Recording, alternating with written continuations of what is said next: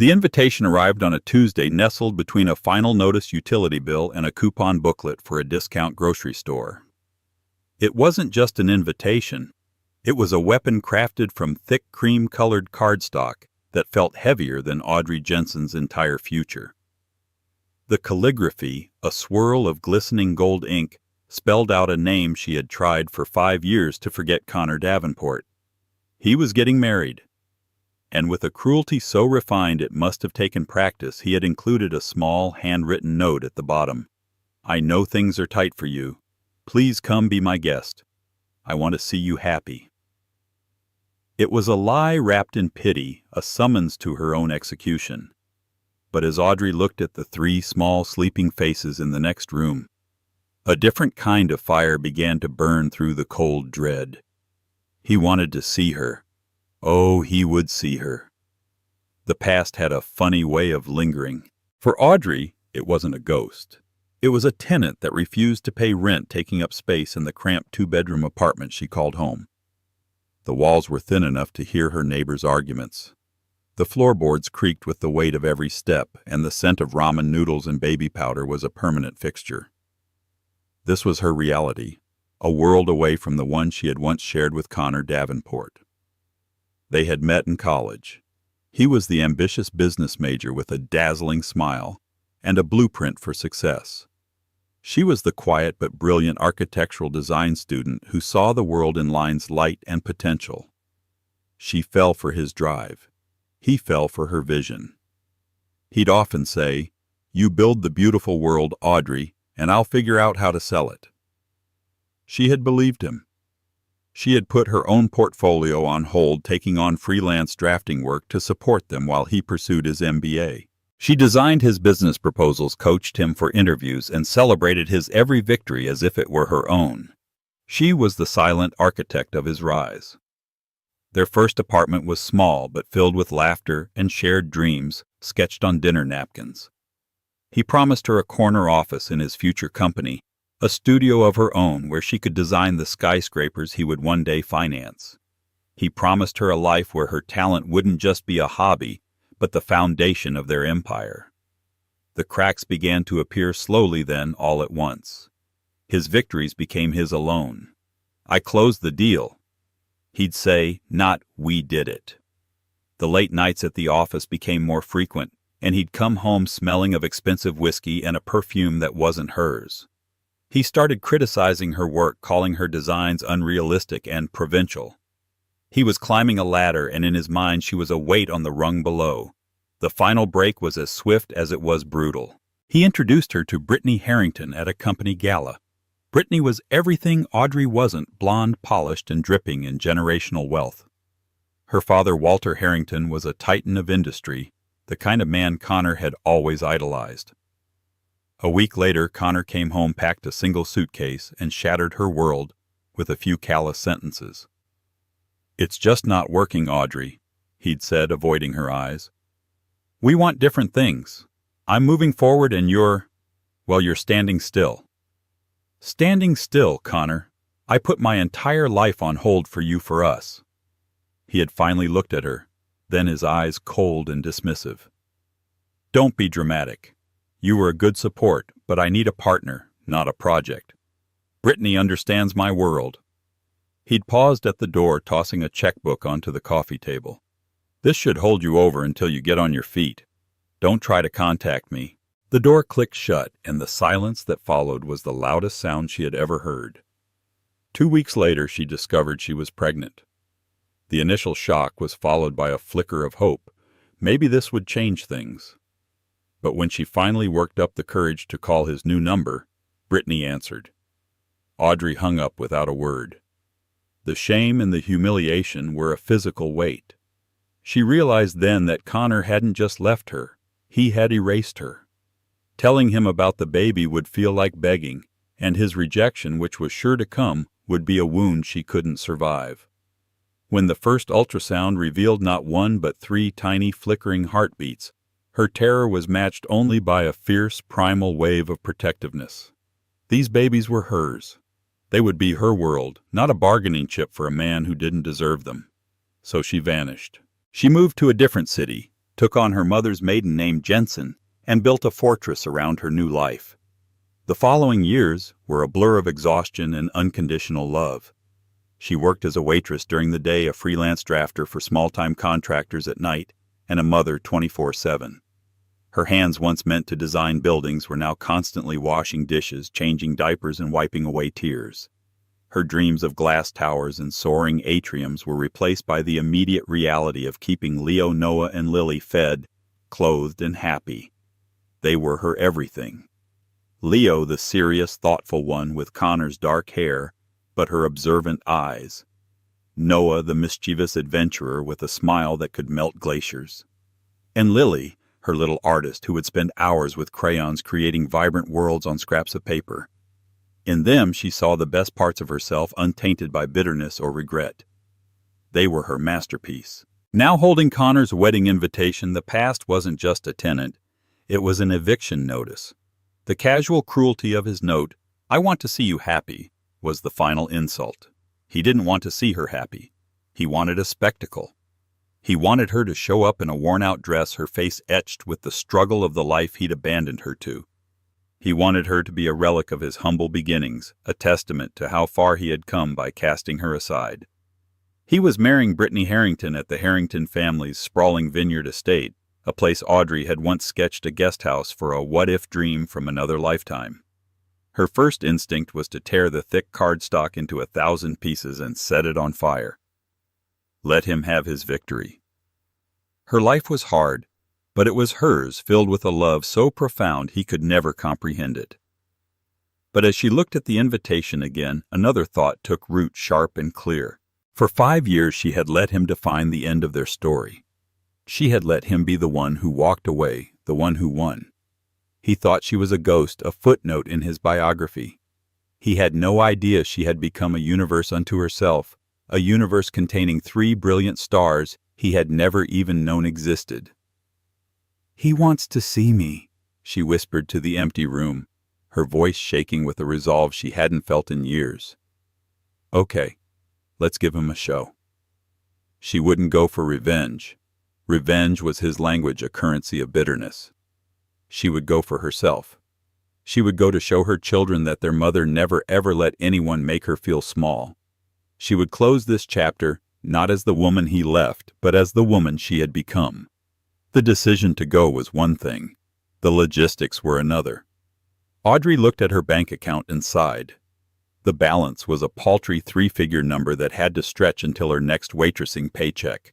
A new dress was out of the question, let alone a wedding gift. How could she possibly walk into the lion's den of the Harrington estate, a world of couture and champagne, looking like this? For a moment, doubt washed over her. Maybe it was a foolish, prideful idea. But then she opened her laptop. The screen glowed to life, displaying her secret world, the project that consumed every spare second she had. It was a website, simple but elegant for her small business, Trio Threads. It had started out of necessity. With 3 growing babies, clothes were a constant crippling expense. The cheap store-bought outfits would fall apart after a few washes. So Audrey had dusted off her grandmother's old sewing machine. She started making clothes for Leo, Noah, and Lily herself. But she didn't just sew, she designed. Using her architectural eye for structure, form, and function, she created clothes that were not only durable and comfortable, but also ingeniously clever. A jacket with sleeves that could be unzipped and extended as the child grew. Pants with reinforced knees that had hidden whimsical patches underneath the first layer, so a tear would reveal a star or a dinosaur instead of a hole. A dress that could be reversed to show a different pattern. Her designs were born from love and the daily challenges of motherhood. She started a small blog to share her patterns, and it gained a modest following. Other mothers loved her ideas. On a whim, she made a few extra sets and put them up for sale on an e-commerce site. They sold out in a day. She made more. They sold out in an hour. Soon she was staying up until 3 a.m., the hum of the sewing machine a constant lullaby, packing orders on her kitchen table. Trio Threads was her lifeline, the small stream of extra income that paid for a birthday cake or a new pair of shoes. It was her own quiet act of creation in a life that often felt dictated by circumstances. 6 months ago, that quiet act had become a roar. On the advice of an online forum, she applied for a spot at a small business incubator showcase in the city.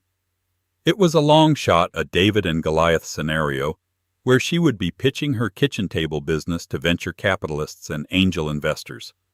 She was terrified. She almost backed out a dozen times, but looking at her children, she knew she had to try.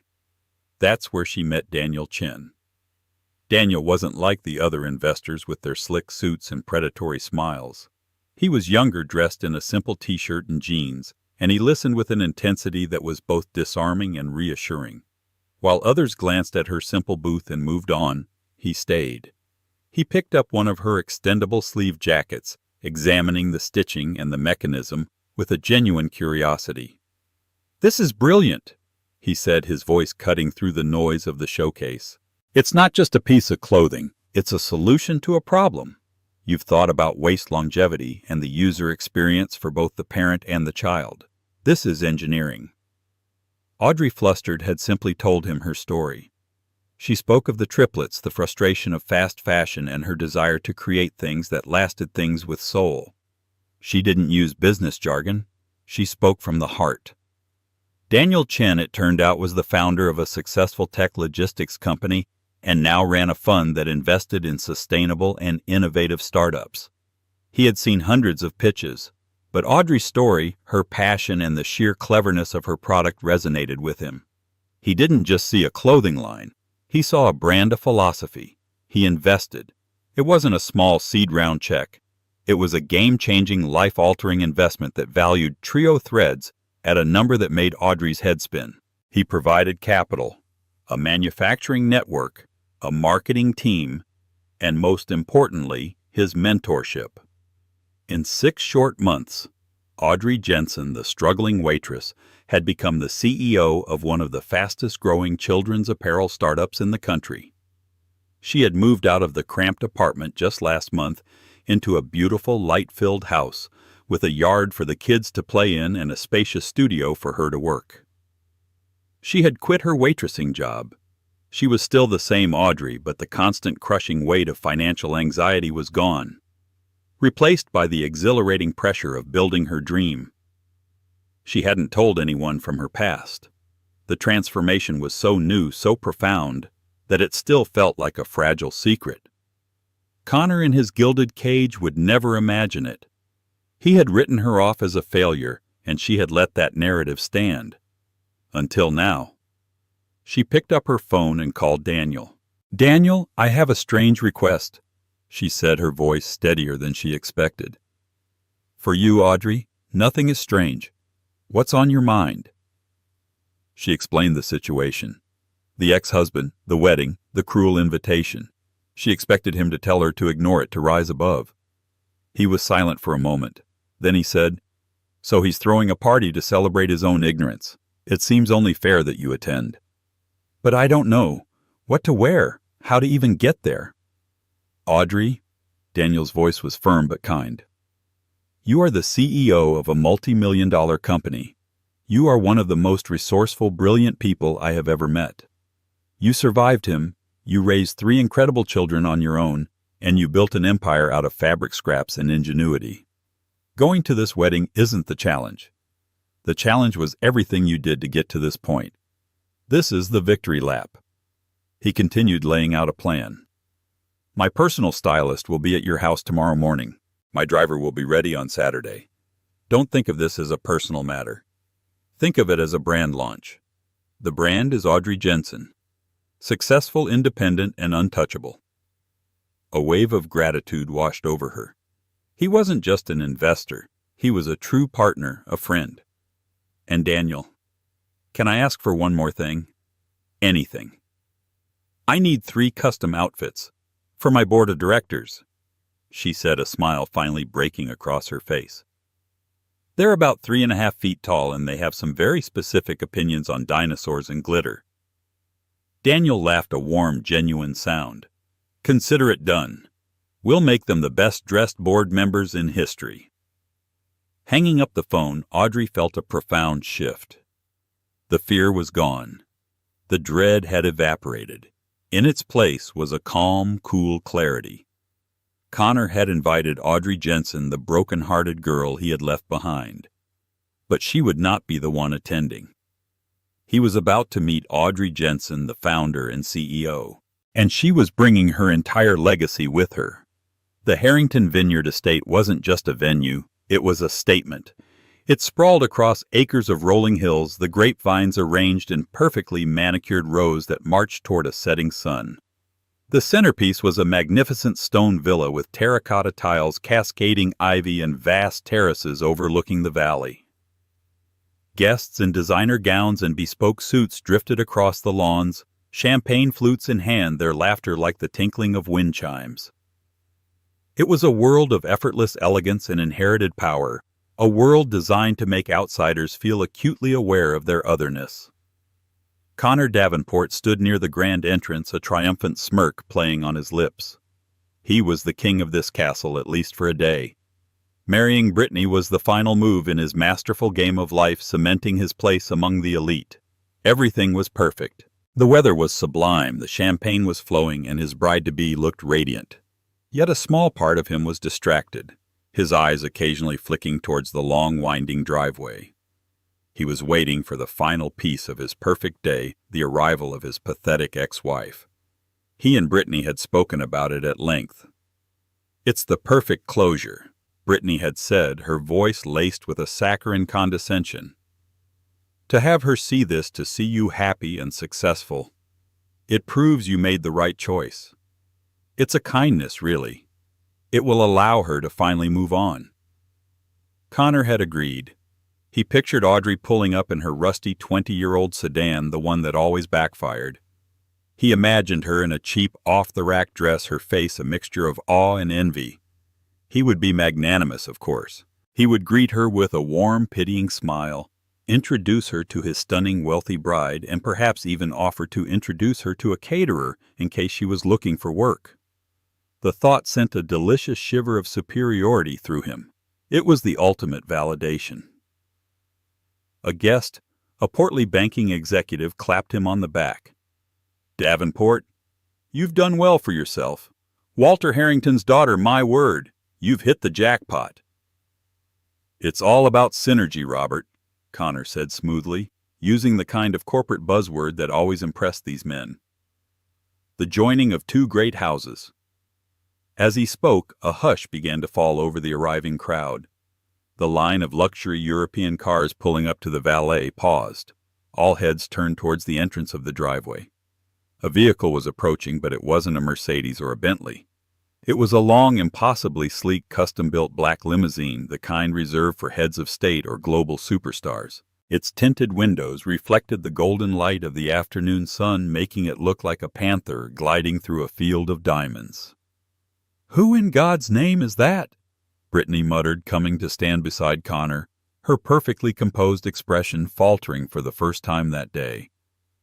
"Is one of my father's political contacts here?"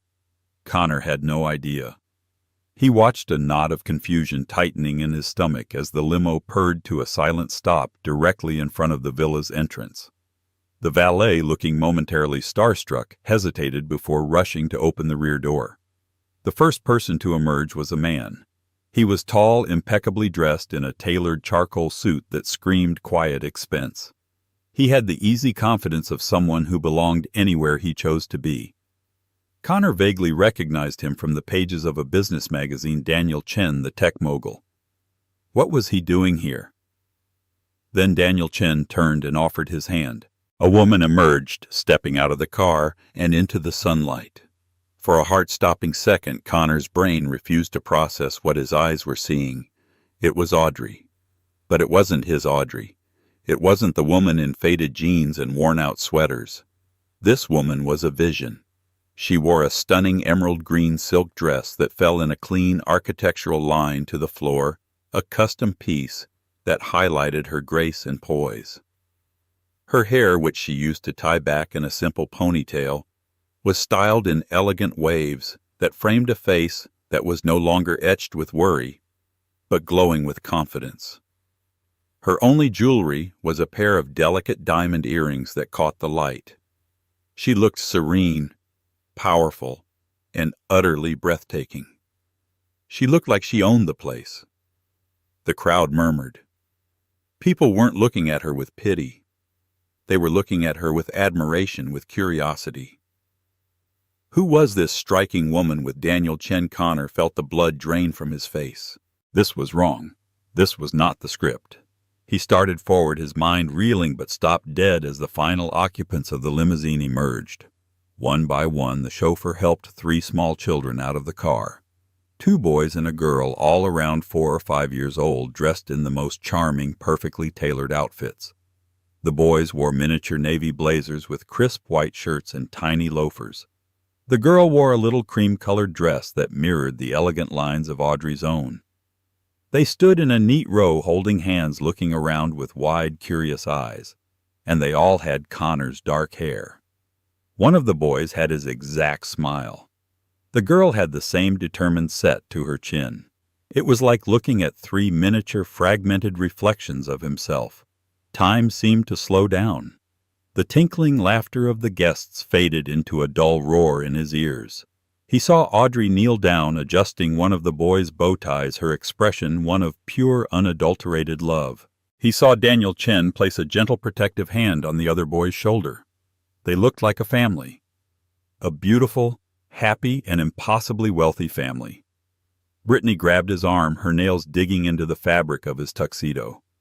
"Connor!" she hissed, her voice trembling with a mixture of confusion and fury. "Who are they? Who are those children?" But Connor couldn't answer. He was staring at Audrey, who had finally looked up, her gaze sweeping past the stunned guests until it met his. There was no pain in her eyes, no longing, no envy. There was only a calm, quiet strength. It was a look that said, "You have no idea who I am." The smirk was gone from Connor Davenport's face, replaced by a pallid mask of disbelief and a dawning, sickening horror. His perfect day, his ultimate triumph, had just been spectacularly and utterly annihilated, and he had no idea that the real demolition had only just begun. The air on the terrace, once filled with polite chatter, was now thick with unspoken questions. Every eye was on Audrey, Daniel, and the 3 beautiful children who stood as a silent, shocking testament to a life Connor knew nothing about. Audrey didn't flinch under the scrutiny. She simply took Lily's hand and Noah's hand while Leo held tightly to Daniel's, and they began to walk towards the reception area as if they were honored guests, which technically they were. Connor, jolted out of his paralysis by Brittany's furious prodding, moved to intercept them. He felt a desperate need to regain control of the narrative, to understand and neutralize this unforeseen attack on his carefully constructed reality. "Audrey," he said, his voice a low, strangled rasp. He tried to project authority, but it came out as barely controlled panic. "I need to talk to you. Now." Audrey met his gaze coolly. "Connor, and this must be Brittany. Congratulations on your wedding. It's a beautiful setting." Her voice was even and pleasant, as if she were commenting on the weather. This calm demeanor was more unsettling to him than any outburst would have been. "Forget the pleasantries," he snapped, grabbing her arm. "Who are these kids?" Daniel Chen stepped forward, gently but firmly, disengaging Connor's hand from Audrey's arm. "I'd appreciate it if you didn't touch her," he said. His voice was quiet, but it carried an unmistakable edge of steel. Connor flinched back more from the shock of the intervention than any real threat. He was losing control in front of everyone. He gestured wildly at the children, who were now looking at him with a mixture of fear and confusion. "Are they... Audrey, are they mine?" It was the question hanging in the air, the one everyone was asking with their eyes. Audrey knelt down so she was at eye level with her children. "Leo, Noah, Lily," she said softly, her voice a warm cocoon that shielded them from the tension. "This is Mr. Davenport. I want you to go with Uncle Daniel over to the lemonade stand for a few minutes while I talk to him, okay?" The triplets nodded their trust in their mother absolute. Daniel led them away, giving Audrey a reassuring glance over his shoulder. Once they were out of earshot, Audrey stood up, her posture straightening, her calm expression hardening into something formidable. "Yes, Connor, she said, her voice dropping, losing its polite edge and gaining a chilling clarity. "They are your children. They are 5 years old. Their names are Leo, Noah, and Lily. I found out I was pregnant 2 weeks after you left me for a partner and not a project." The words hit him like a physical blow. 5 years, all this time. He felt a dizzying combination of rage and a strange, hollow sense of loss. "You hid them from me. You had my children and you hid them from me for 5 years. How could you do that? That's monstrous." Audrey let out a short, sharp laugh devoid of any humor. "Monstrous? You want to talk about monstrous? Let's talk about the man who abandoned his partner of 7 years without a second thought because her father wasn't a billionaire. Let's talk about the man who belittled my dreams until I stopped having them. Let's talk about the man who tossed a checkbook at me and told me to get on my feet as he walked out the door to his new upgraded life." Her voice gained strength with every word cutting through his self-righteous anger. "You didn't want a family with me, Connor. You wanted a merger. You made that perfectly clear. Why on earth would I bring 3 beautiful, innocent souls into your toxic world? Why would I chain them to a man who saw their mother as a stepping stone he was happy to kick away? I had a right to know." He insisted, his voice rising, drawing more attention. "You gave up your rights when you walked out that door." She countered, her own voice rising to match his. "I called you. I called your new number, desperate, thinking maybe a child could bring back the man I thought you were." "And your fiancé answered." I heard her laugh in the background as I hung up the phone in shame. "At that moment I made a choice. I chose to protect my children from that shame. I chose to raise them on my own, away from your ambition, your cruelty, and your utter lack of a soul." She took a deep breath, her eyes blazing. "I worked 3 jobs. I lived on instant noodles so they could have fresh fruit. I stayed up all night sewing clothes for them because I couldn't afford to buy them. I did it all. Me, not you. So don't you dare stand here on the day you're marrying into your fortune and talk to me about rights. They are my children. They have my heart, my strength, and my name. You are nothing more than a biological donor who defaulted on his humanity." Every word was a perfectly aimed dart, puncturing his ego, his justifications, his entire sense of self. He was left speechless, gaping at her. It was Brittany who finally broke the silence. She had been standing frozen, her face a mask of horror. The dream of her perfect wedding, her perfect husband, was crumbling into dust around her. "Is this true, Connor?" she asked, her voice a high-pitched, trembling wire. "Did you know she was pregnant?"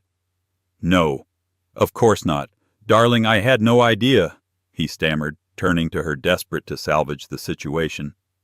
"She's lying. She's trying to ruin our day. She's a bitter, jealous woman, trying to extort money now that she sees what I have." But his defense was weak, and the truth was written all over Audrey's resolute face. Brittany looked from Connor's panicked expression to Audrey's unwavering one. Then her eyes darted over to the children, who were now happily drinking lemonade with the handsome, powerful Daniel Chin. 3 children. A ready-made family she knew nothing about.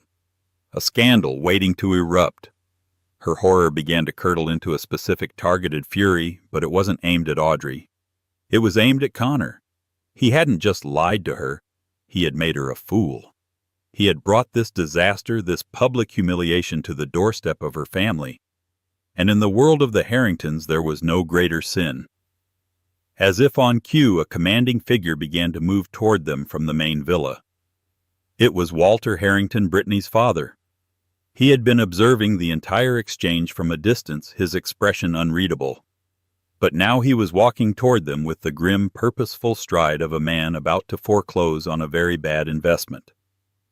Walter Harrington was a man who operated on data, not drama.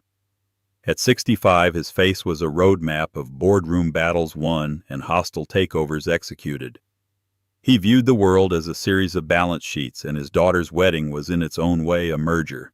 He had approved of Connor Davenport not because he liked him. He found the young man to be an insufferably smug sycophant, but because his profile was clean. Good school, rapidly growing consultancy firm, no apparent debts, or messy entanglements.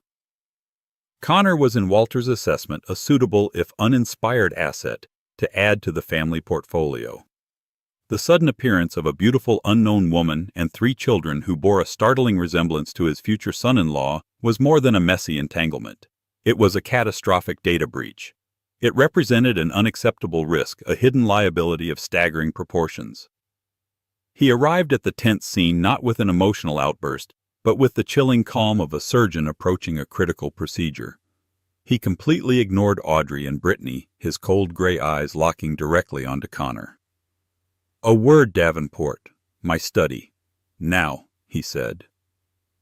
It wasn't a request. Connor, desperate for an ally for a chance to explain, practically scrambled to obey. "Of course, Walter. It's all a misunderstanding. A terrible, calculated attack." He shot a venomous glare at Audrey as he followed Walter into the villa, leaving the 2 women standing in a vortex of silence on the terrace. The study was a cathedral of wealth and power, paneled in dark mahogany, and lined with leather-bound books that had never been read. A large desk stood before a picture window overlooking the entire estate. Walter didn't sit. He stood by the window, his back to Connor, for a long, agonizing minute. "I vetted you, Davenport," Walter finally said, his voice as cold and hard as the marble fireplace. "I had my people run a full background check. Personal financial professional. We looked for skeletons. Your closet appeared to be clean." He turned around slowly, his eyes narrowing. "Explain to me how my team missed 3 skeletons each about 3.5 feet tall." "Walter, I swear to you I had no knowledge of their existence," Connor pleaded, his voice slick with sweat. "She hid them from me. This is the first I'm seeing of them. It's a shakedown, a pathetic attempt to get money." Walter waved a dismissive hand. "Spare me the soap opera. The woman out there does not look like she needs your money. I saw her dress. That's a custom piece from a designer my wife favors. The man with her is Daniel Chen. His net worth is approximately 10 times my own. They arrived in a car that costs more than your company's annual revenue. A shakedown is not the logical conclusion here." Connor paled. He had no idea who Daniel Chen was. He had assumed he was just some new boyfriend Audrey had managed to snag. The scale of his miscalculation was beginning to dawn on him. "The issue," Walter continued, walking towards his desk, "is not the children themselves. In some circles, producing 3 healthy heirs would be seen as an asset. The issue is the omission, the lie. It demonstrates a catastrophic lack of judgment. It suggests that your entire life, the one you presented to me and to my daughter, is a facade." He picked up a thin folder from his desk. It hadn't been there when they entered. Walter's efficiency was legendary and terrifying. "Given this new development, I had my analyst run a few more numbers this afternoon. A deeper dive into your firm, Davenport Consulting." He opened the folder. "It says here you're projecting 30% growth this quarter. Impressive." A flicker of hope ignited in Connor's chest. "Yes, we've landed several new accounts. Things are really taking off." "Are they?" Walter said, his voice dangerously soft. "Because my analyst, who has a knack for finding the truth behind the numbers, says your firm is leveraged to the hilt. You have 3 major bridge loans coming due. Your overhead is twice your liquid assets.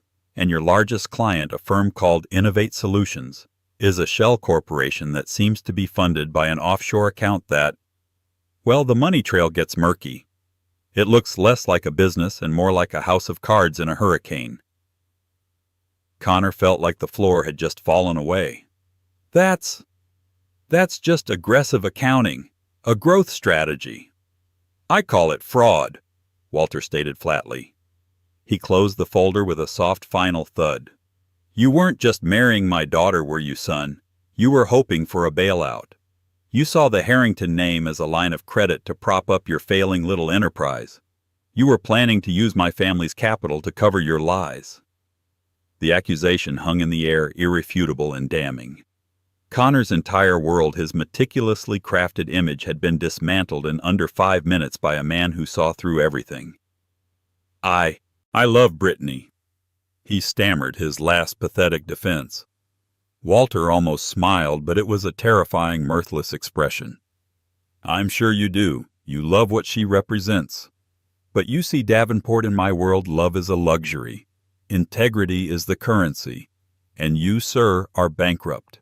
He walked to the door and opened it. "The wedding is over. My security will escort you off the premises. A car will take you back to the city. My lawyers will be in touch with you regarding the annulment and several other matters, including a very serious discussion about misrepresentation and financial fraud. You will not speak to my daughter again." Connor stood frozen, his mind a howling void. "Walter, please." "Get out of my house," Walter Harrington said, his voice dropping to a whisper that was somehow more thunderous than a shout. As Connor stumbled out of the study, a ghost in his own tuxedo, he saw Audrey across the grand hall. She was standing with Daniel Chen, and her 3 children had run back to her. She was laughing, a genuine, beautiful sound, as Lily showed her a drawing on a napkin. She looked happy. She looked free. She looked like everything he had thrown away, and everything he could now never have. It was in that moment he finally understood.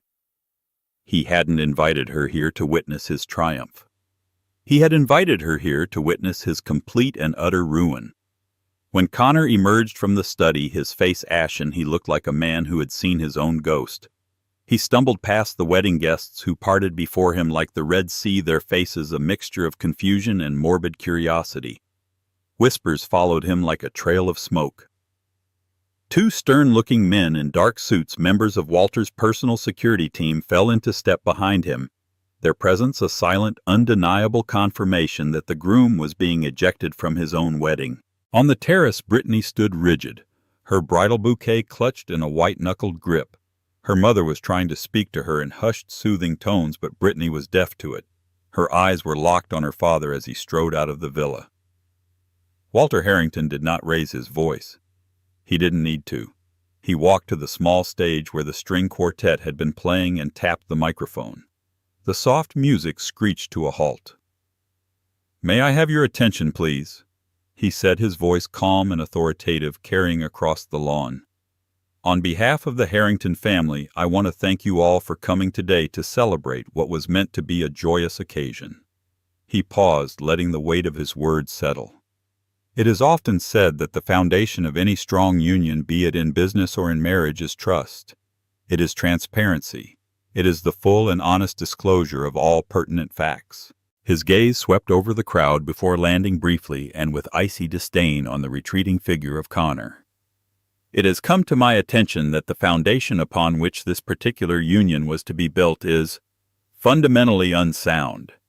There have been omissions, gross misrepresentations. Therefore, there will be no wedding today." A collective gasp went through the crowd.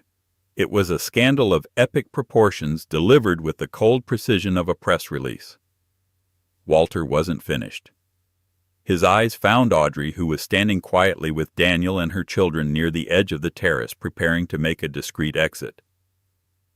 "However," Walter continued, his tone shifting slightly, "it seems this day has brought us an unexpected lesson in what true success looks like. Not the illusion of it, but the reality."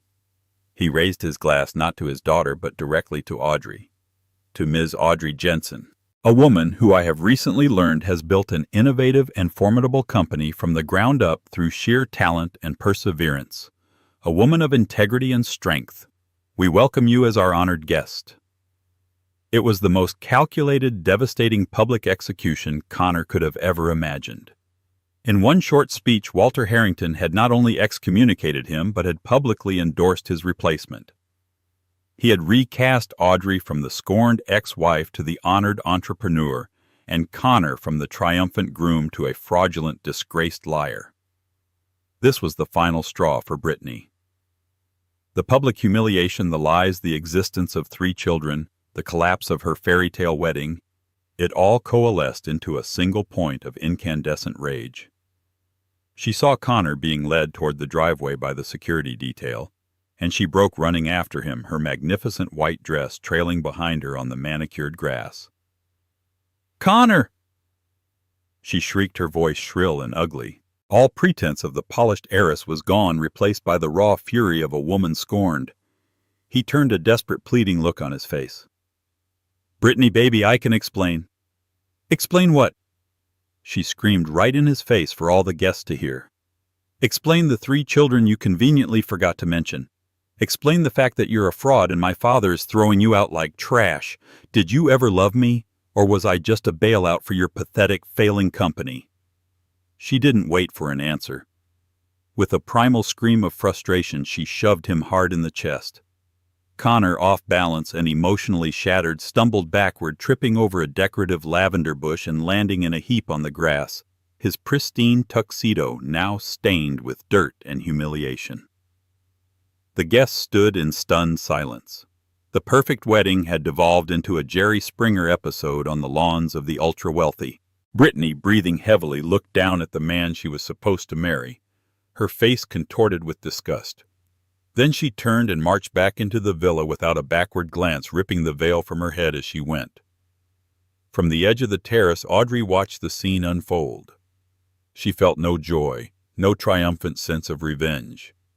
She only felt a profound sense of closure. The chaotic, ugly implosion of Connor's life had nothing to do with her. It was the inevitable result of the choices he had made, the lies he had told, and the rotten foundation upon which he had built his life. Her role in it was simply to show up as herself, to be the truth he had tried so hard to bury. Daniel placed a gentle hand on her shoulder. "I think our work here is done," he said softly. Audrey nodded, turning her back on the wreckage of Connor's life. She gathered her children close. "Come on, my loves," she whispered, kissing each of them on the top of their heads. "Let's go home." As they walked back towards the waiting limousine, no one tried to stop them. The guests parted for them, their eyes filled with a new kind of respect and awe. They were leaving the chaos and the drama behind. Audrey didn't look back. She was walking forward into the sunlight of her own making, with the only 3 people who mattered in the world, leaving the shadows for the ghosts of the past to inhabit. The weeks following the disastrous wedding were quiet. The scandal, however, was not. It was the talk of the city's elite, a delicious piece of gossip served up at every dinner party and charity gala. The story morphed and grew with each telling, but the core facts remained.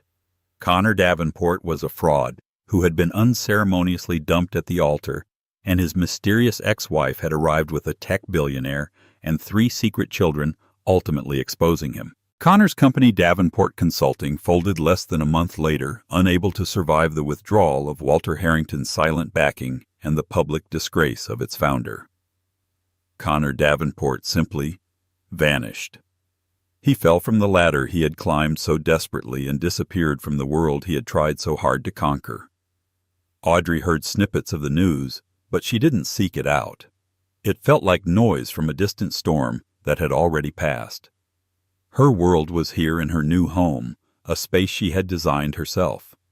It was open and filled with light, with huge windows that looked out onto a sprawling oak tree in the backyard.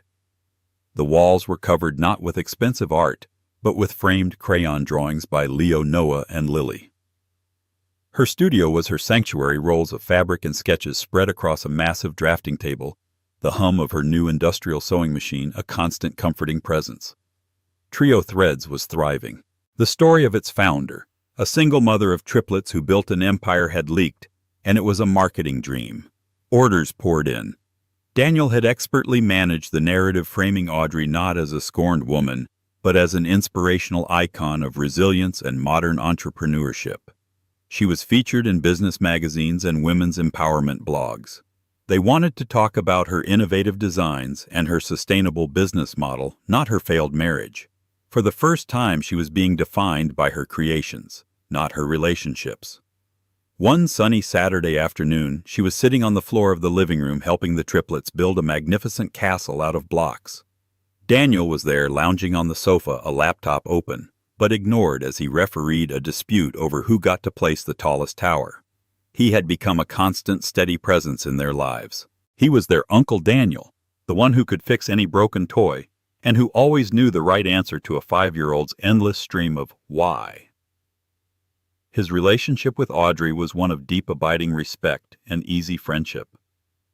There was an unspoken chemistry between them, a warmth that hinted at the potential for more, but neither of them was in a rush. They were building something slowly, carefully, on a foundation of trust, the very thing Audrey's first house had lacked. "Mommy," Lily said, holding up a crooked tower, "I made a castle for you to be queen in." Audrey smiled, her heart swelling. "It's the most beautiful castle I've ever seen, sweetie." Daniel looked over at her, his expression soft. "She's right, you know. You built your own kingdom, Audrey." She looked around the room, at her happy, healthy children, at the warm sunlight streaming through the windows, at the kind man who saw her for exactly who she was. This was her kingdom. Not a grand estate built on someone else's money and reputation, but a home built with her own two hands on a foundation of love, resilience, and hard-won independence. Later that evening, after the children were asleep, she and Daniel sat on the back porch watching the fireflies begin to dance in the twilight. "Do you ever think about him?" Daniel asked gently. Audrey considered it for a moment, tracing the rim of her teacup. "Sometimes," she admitted. "Not with anger anymore, or sadness. I think about him like a character in a book I read a long time ago.